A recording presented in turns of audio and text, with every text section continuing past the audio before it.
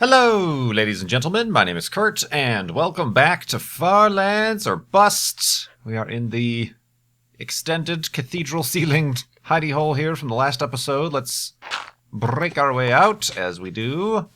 Woof. Hello, Wolfie. Just making sure the coast is clear. It appears to be such things as these, but yeah, here we are in episode 217. Carrying around some miscellaneous sand.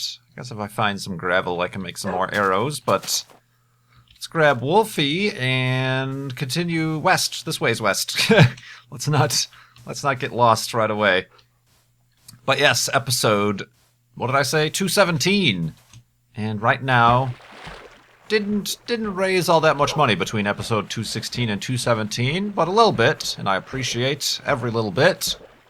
We're at $12,562 raised for Child's Play charity this season over at farlandsorbust.com, and you can continue doing so over there regardless of what replacement we find for the chip-in widget when the time comes next month to do such things.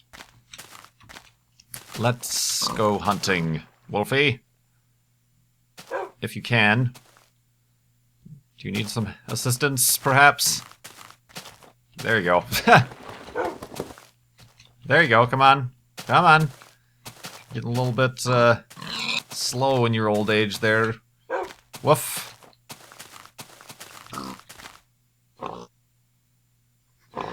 That pig had no idea what was coming. Just looking at me like, what? What are you staring at? Oh, God! Yeah. Stoop. One more. Wolfie. Whoa, whoa, what the... Came out of nowhere. I had no idea what was coming there. Alright, let's keep getting a move on. I could use some planks.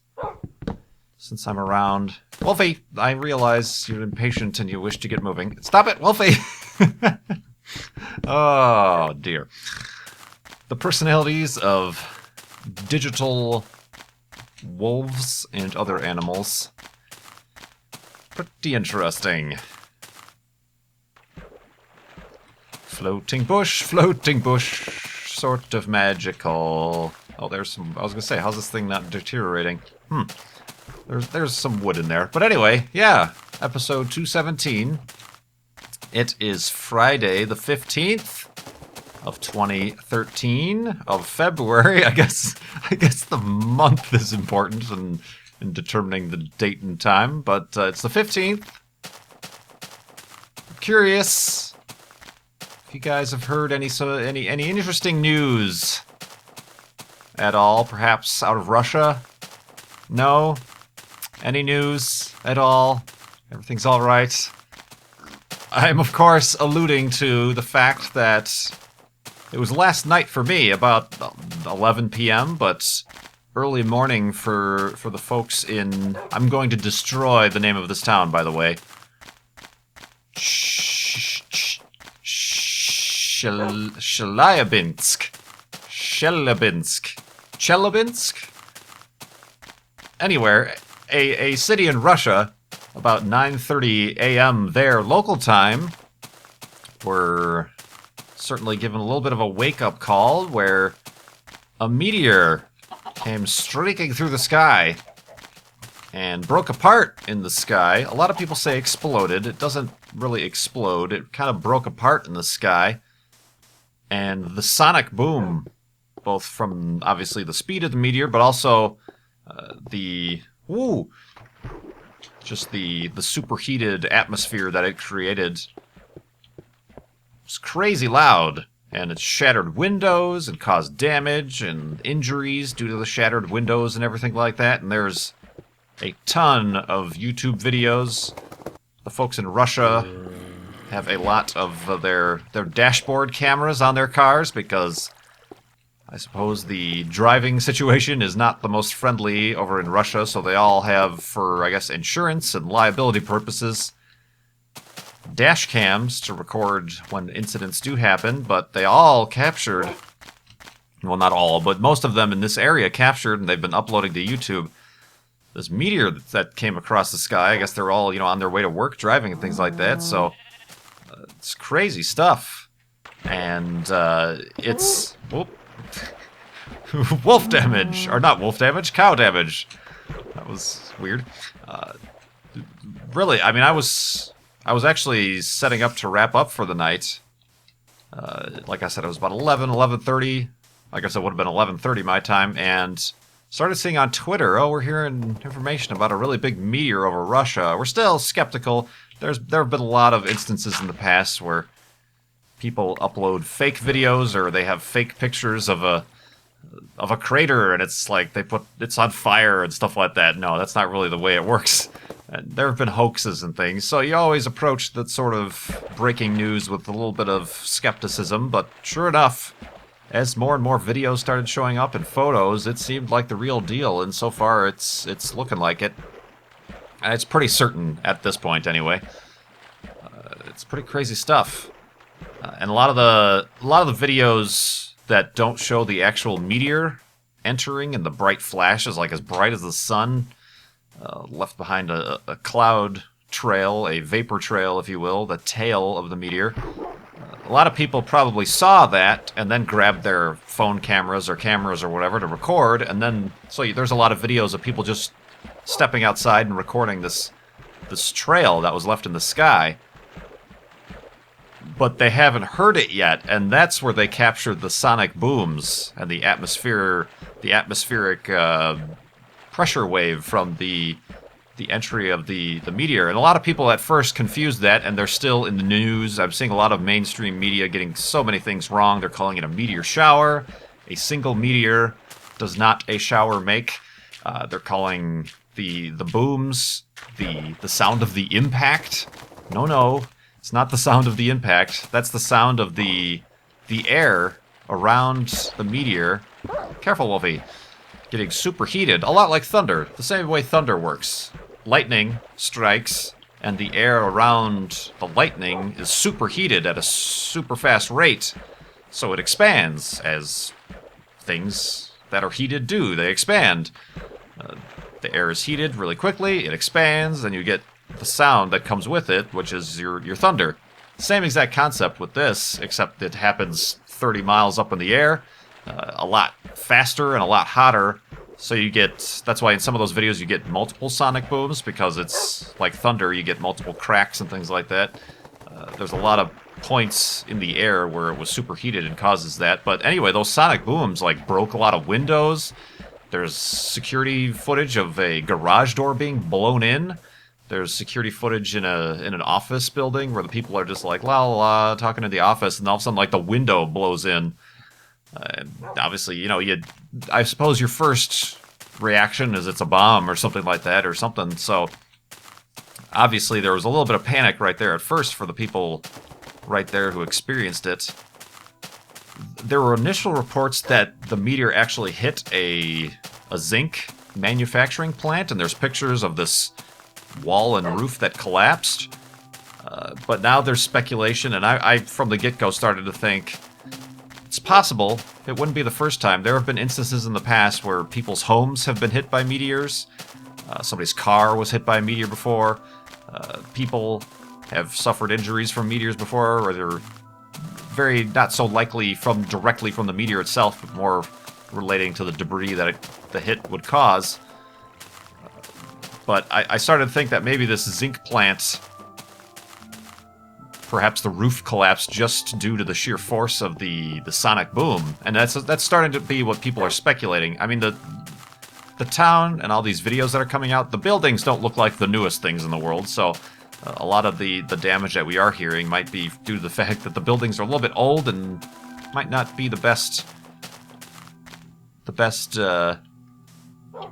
structures to be able to hold up to such a sudden and violent atmospheric blast of that description. So there's also, I was seeing some pictures, they think they found at least one of the impacts where there's a lake, and it's frozen at this time, being winter, and there's a big hole in the lake, but then they're also finding little fragments, little black fragments, you know, the size of about a pea, you know, sand fragments around in the snow. That's yet to be confirmed. No, I don't know if that's such a good place to set up shop. about to say that was a spawner, but I don't think so. Let's... I don't know if I can do this. Whoop. How did that happen? Oh, I accidentally hit 2 on my keyboard. Alright, don't spawn up here, Wolfie. You're just fine down there. Aquatic elevated hidey hole.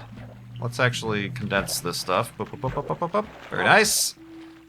No meteors in Minecraft, but let's go to sleep and we'll continue talking about this pretty crazy, amazing news in the morning.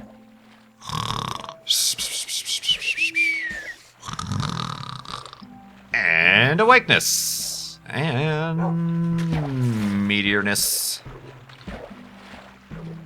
So yeah, that was some initial pictures I was seeing out of that, so that might be one of the locations where it came in.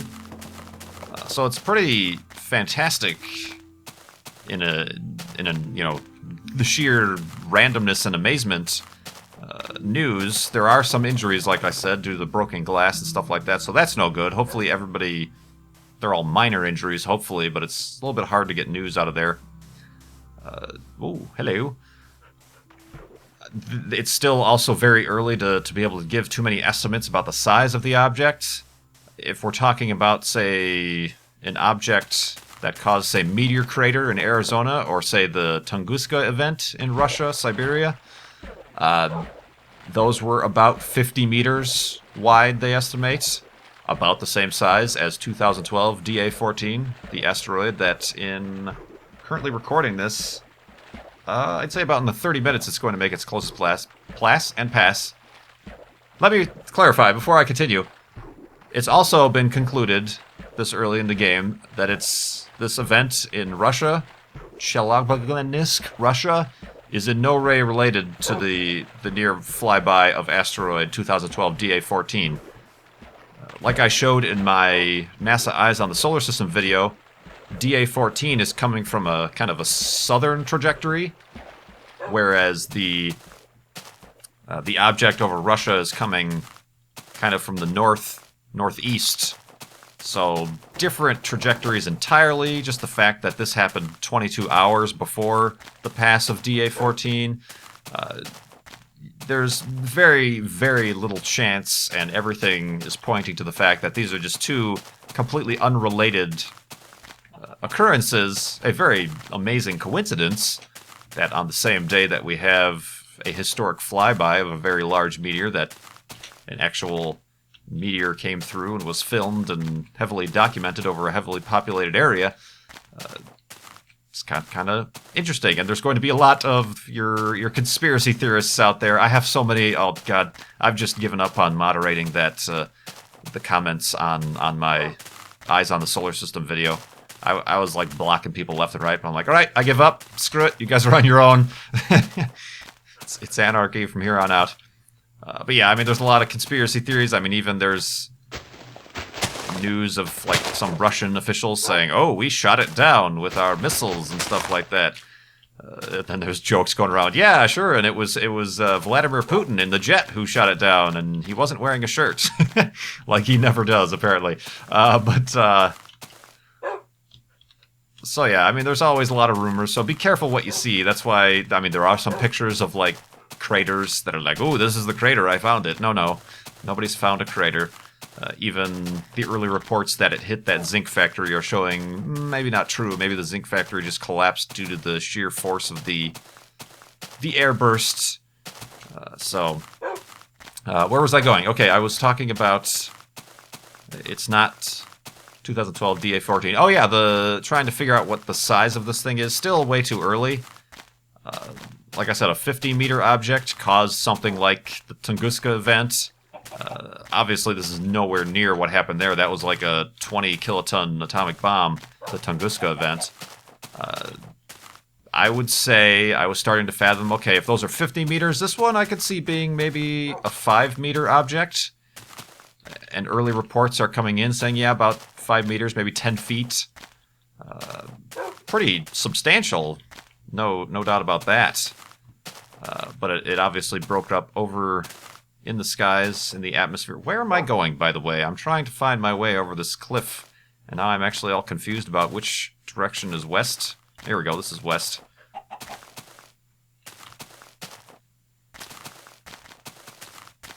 Alright, sorry, I'm concentrating on navigating this terrain. I'm wondering if I should go over the top or down below, because I might be faced with another cliff. It appears that I might be. Tree, sheep, tree, sheep, tree, sheep. Wolfie, let's actually get your health up, because this terrain is a bit unforgiving. So yeah, that's what I would guess, and that's what early guesses are coming about. I know I told a story a long time ago. I think I've told it a couple times since. Alright, should have gone over the mountain, apparently. About when I was out observing at a dark site with the astronomy club, and everybody had left. Just as I was packing up, there was a really bright meteor that lit up the sky and cast shadows that really surprised me. It didn't make any noise or anything like that, but it left a vapor trail that stayed in the air for like 2 or 3 minutes or something like that. That was probably the biggest meteor I've ever seen. That one is probably, from the people I talked to in the astronomy club, probably about the size of maybe an apple, a golf ball even. I know those are, about between those two sizes, I know those are two very different sizes, but at the most an apple, at the smallest maybe a golf ball. So it really doesn't take that much. And the ones you see in meteor showers, like the Geminid and the Perseid meteor showers, that you get constant rates, those are probably only about the size of a grain of sand. So it doesn't take much to create a meteor, to create, that kind of streak and flash in the sky. So when you talk about something like this event that happened today, being about the size, I don't know, what's 5 meters, the size of like a pickup truck? A medium-sized van or something like that, maybe. That pretty substantially ramps up the effects that you'll be able to notice. So yeah, it's pretty crazy. And I was watching that live. Like I said, I was planning on like, all right, I started the upload of some videos that I have coming out. Ooh, it's really dark over there, and there's a creeper. Woof. All right. Wolfie says, go this way. Or this way. Which way? I'll go this way. It looks interesting. So yeah, cool stuff. So yeah, there's a bunch of videos. Like I said, Phil Plait was also up and giving his analysis. He knows and has studied a lot about asteroids and meteors and stuff like that. Wolfie's gonna hurt himself. Spawn. There we go. Hugh's up. He has a good blog post about it and collected a lot of those videos and put them together. So a lot of interesting stuff. It's going to be taking a couple weeks to kind of really get people to look at the images and the video to try to make a good estimation of how big this thing is and learn a little bit more about it. If it is true that they discovered the impact zone in that frozen lake, then perhaps collecting those fragments that they found would be helpful. Obviously, frozen lake. If it did crash into a lake, I don't, it's just in the middle of nowhere. It might not be worth it to have an expedition to try to find whatever pieces might have survived at the bottom of the lake. If that is even the case, so we might never find any significant pieces, or there might not be any significant pieces. They might all have just vaporized as they re-entered there, and that usually happens, and that's why we hit such the loud sonic booms. And that's the difference, even though, say, Meteor Crater in Arizona was created by about a 50-meter object, and also the Tunguska event were made by a similarly sized 50-meter object. The Tunguska event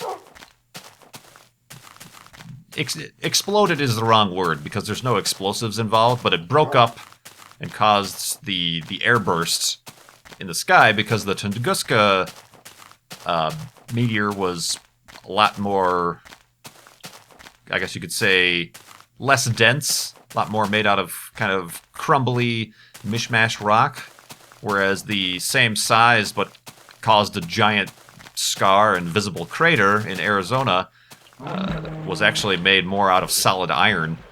So that's the difference. So this one, you'd estimate, because it did break up and cause an airburst, relatively minor airburst burst compared to Tunguska, obviously. You can imagine this one was a lot more rocky, a lot less dense, so perhaps not that much of it, if any of it, survived that much intact to be found. So who knows? Maybe, I don't know, I could imagine like the Discovery Channel hooking up with their meteorite men, or is that the History Channel, or whoever. They have that reality show where the guys look around for meteorite fragments. I don't know. Maybe they'll fund some sort of expedition where they get, you know, divers to go to the bottom of this lake to see if they can find the meteor or something like that. Who knows? Should be interesting. But yeah, it's going to be a long time before we know any of that stuff. But again, to reiterate, totally unrelated to the DA-14 asteroid currently passing by. Completely unrelated. Everything's fine. Nobody's keeping information from you. I love the comments saying that I'm keeping information from you. Yes. Yes. The 30-year-old YouTuber from Chicago is getting paid by the government and NASA to spread misinformation about a deadly asteroid coming to kill us all. That seems likely. Oh, brother. Anyway, let's go to sleep here. Boop, and a boop, and a boop. And a boopness. A boopness indeed. From the universe. The universe gave us a little boopness, didn't he? Yep, he did. He? Apparently the universe is a he. I don't know. So yeah, I think that's kind of all I wanted to talk about that. I didn't really have any notes. I was just going off of what I knew and what I saw, but that's really interesting. Those videos, especially the ones that have the boom associated with them, are really shocking. I can't imagine. I would have crapped my pants. I would have been like, oh, cool, a crazy meteor or something around without it. Maybe it's space junk or something like that, but, oh, neat. And then you stand around for 2 minutes, and then finally the boom hits you. You'd be like, holy Moses! So I can imagine and I can understand why the general public might think, oh, those booms are from the giant asteroid hitting the ground, the impact. But if you take a moment and you try to understand the science behind it, you realize that it makes more sense that that is not the case at all, that it's the... maybe not the sonic booms, but the superheated air, the shock wave from the entry. It never... To be a re-entry, you would have to exit first. So this was just its entry, so... Cool stuff, anyway. Very exciting. As you can see, I do get a little bit excited about this stuff. I could talk about it. And even if, say, tomorrow, a similar event happens somewhere else, obviously we would look for some sort of correlation, but it doesn't mean there's any sort of correlation or constant theme that these things are going to start happening every day or anything like that. It's all up to chance. I mean, this sort of thing might have scientists revise their estimates. Something like this might happen once a year, but due to the fact that the Earth is mostly water, it happens over open ocean, so nobody knows. And then when there is land, obviously, if it is going to happen, if it happens over land, due to the size of Russia, it's going to happen over Russia, or Antarctica or something like that, you know. So you just start to work on and on, you know, the ratios of possibilities, and it's possible these things might happen more frequently than we think. And we'll just have to take this as kind of revising our information. And obviously, when it does happen over a populated area, it's going to be more documented more readily these days, now that everybody has a camera in their pockets. And in the case of Russia, everybody has a camera always recording in their cars, as opposed to, say, 20 years ago, if something like this happened, it would just be up to somebody's word. Oh, I swear, I saw a pretty large meteor. It made a sound, and blah, blah, blah. Sure it did, Bob. Sure it did. So, really cool stuff. And I'll be keeping an eye on the developments. Indeed. Whoa! Let me watch where I'm going. I just glanced off the screen for a moment to look for a question to answer from the comments. Here's a kind of a question from Vagapolis. Vagapolis. In school, did you struggle with any curriculum at all? Or were you one of those kids that got good grades when barely trying? Yeah. Trying to think. That was a weird move. Throughout... you might be talking about, like, school, like high school. Oh, am I going the right way? Yeah. Math, I always found to be a little bit difficult, but I think... Ooh. This is dangerous. Alright, let's... Wolfie, careful. We appear to be on some sort of overhang. Math was always difficult for me. I think it was more because of the way they taught it. I wish I kind of tried to make myself better at it, because obviously math is very important with the sciences and engineerings and things like that. But I just kind of took the basic requirements and kind of just... Wait a minute. Oh, was that over there? Huh? Careful! God, I'm not even going down there yet, and you're already falling off. Good grief, man. I wonder if that was some sort of cave, or was it an overhang? Oh, it was this overhang. Okay. Hey, guy. Oh, whoa, whoa, whoa, whoa, whoa, whoa. Sorry, we're getting, like, flanked and surrounded by the creepers. Oh, dear, that's not the way to go either. Alright, sorry, I'll answer your question in a moment when I can secure my safety. Is there another one over there? Good grief. Alright, alright, getting a little bit paranoid. I'm okay on the sheep's wool, as opposed to the chicken wool. But was it ever difficult? Math, I guess. I never took throughout high school a foreign language, and then when I got to college, I had to take a foreign language, and really, really, really, that was by far the worst. And again, hey, Wolfie, kind of beat me here, didn't you? That was due to the... Oh! Good lord. I think he spawned in the block. Come over here, Wolfie. God. Oh, jeez. That's a little bit scary. Hey, guy. Feeling alright? Alright. Yeah, I think it was the way they taught it. They taught it via the...